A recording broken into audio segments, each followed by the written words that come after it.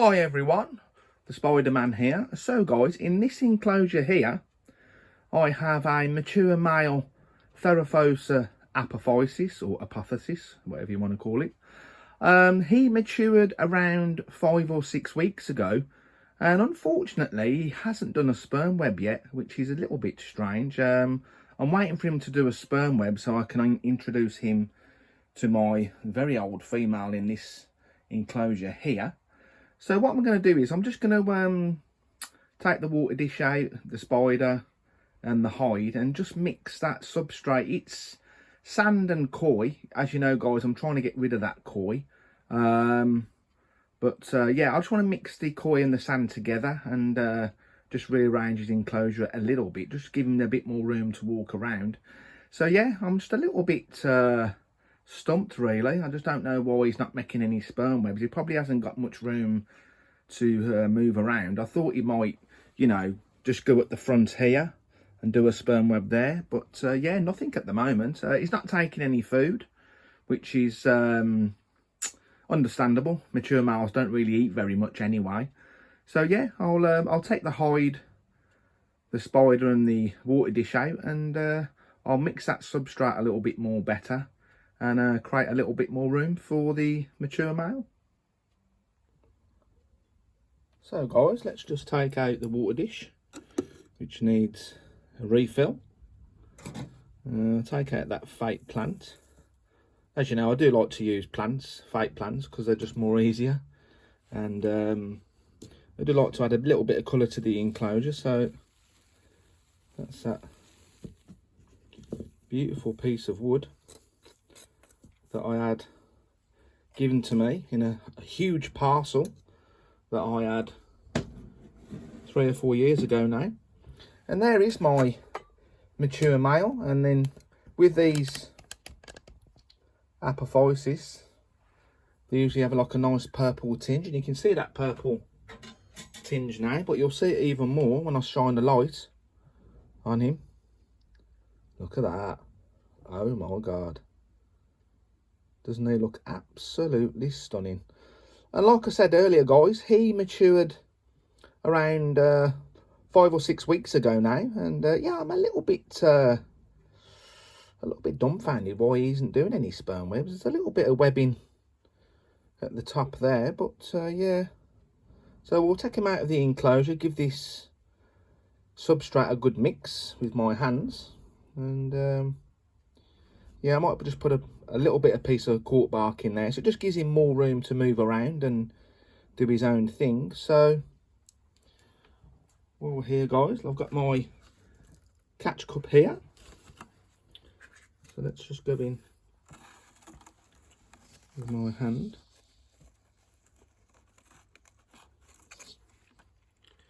So please go move over towards the lid. Just gotta watch I don't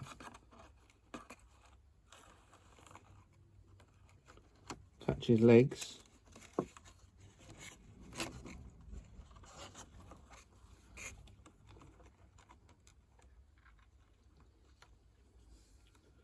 He's been a little bit awkward. Oh, there we go. Don't really want to hurt his legs or anything like that. It took a little bit of time there. Sorry about that guys. There he is inside his cricket tub there. So let's just get rid of all this old sphagnum moss, and I'll put some fresh in there. I might have itchy hands, and there's, I just found an old red runner that I put in a couple of days ago, and you can see that he's not eating, which is very very typical for males. Males don't really, they don't eat very much anyway.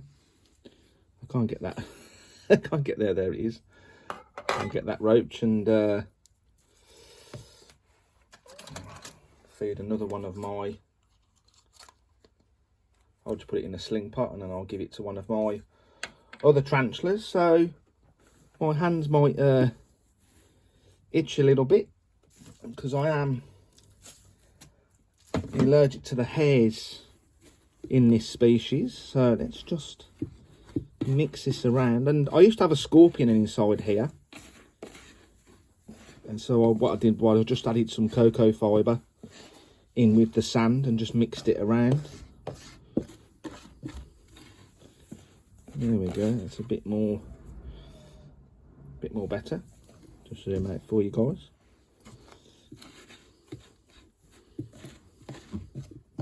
I will be getting rid of all this substrate very soon. Well, as you can see, I've got rid of most of the koi in my collection. Yeah, there we go. So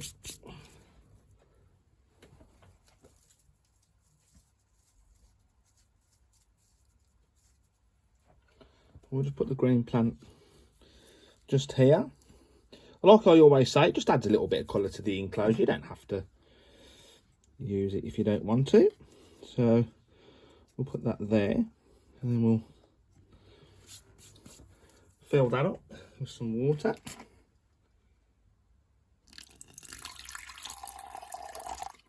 There we go, and I'll just get a hide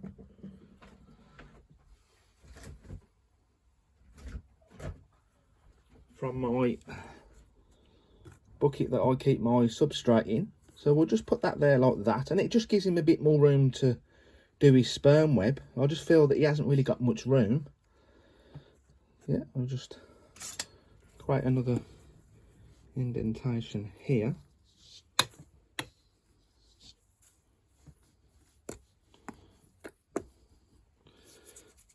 Yeah, that looks a bit more better for him. And then I'll put a little bit of sphagnum moss in the enclosure as well. This just lifts the humidity up, because this species does like it very, very humid. And there we go, guys. So yeah, that should be okay for the beautiful boy. Once he does a sperm web, guys, I will introduce him to my female. Let's just lift that up a bit more. I'll just spray that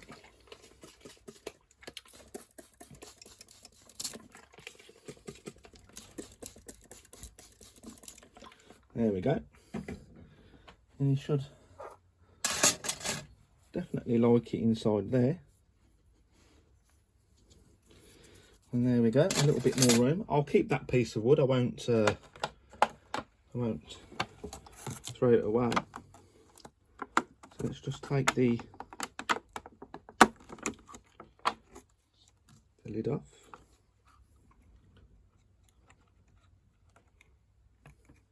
There we go. And we'll just get my tongs and get him to just slowly walk off the lid. And there we go, guys. Just take my phone off the tripod. And there we go, ladies and gentlemen. A bit more room for him to walk around. And you got the hide there with some sphagnum moss, so he can just hide inside there when he wants to. And like I said, just a little bit of colour added to the enclosure. And a nice large water dish. So yeah, he should be okay in there. And hopefully in the next week or so, he will produce a sperm web. And I'm hoping and praying he won't get eaten by my very large female. He has to be at least 6 inch in leg span. So he's a big boy. And he's still got a little bit of life left in him. A good, probably 18 months, 2 years. And hopefully we'll get a sack in the future. So I hope you enjoyed this video, ladies and gentlemen. And thanks for watching, everyone.